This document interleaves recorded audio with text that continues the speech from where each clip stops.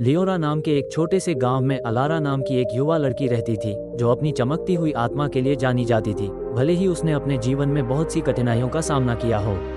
अपने माता पिता को छोटी उम्र में खो देने के बाद उसकी परवरिश उसकी दादी ने की, जिन्होंने उसे दयालुता और सहनशीलता का महत्व सिखाया। अलारा का सपना एक वास्तुकार बनने का था, लेकिन गरीबी के कारण उसे स्कूल छोड़ना पड़ा और एक राजमिस्त्री के सहायक के रूप में काम करना पड़ा। हर पत्थर जो वह उठाती, उसके सपने की ओर एक कदम होता।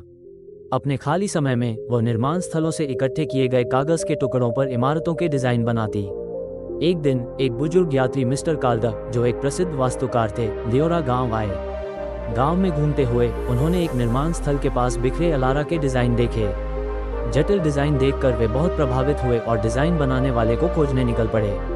जब मिस्टर कार्डर ने अलारा से मुलाकात की तो वे उसकी लगन और दृढ़ संकल्प से अभिभूत हो गए। उन्होंने कहा, तुम्हारी प्रतिभा को कभी अनदेखा नहीं किया जाना चाहिए, और उसे शहर में वास्तुकला की पढ़ाई के लिए छात्रवृत्ति की पेशकश की।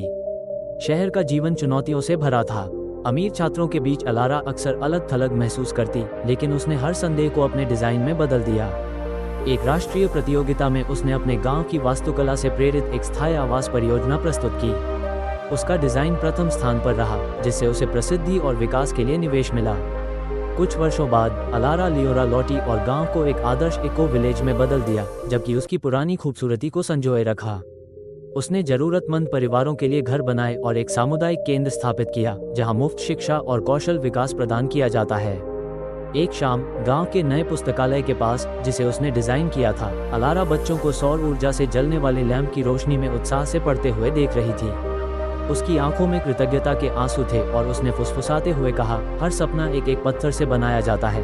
उसकी यात्रा एक गांव की मजदूर से एक प्रसिद्ध वास्तुकार बनने तक आशा की एक किरण बन गई।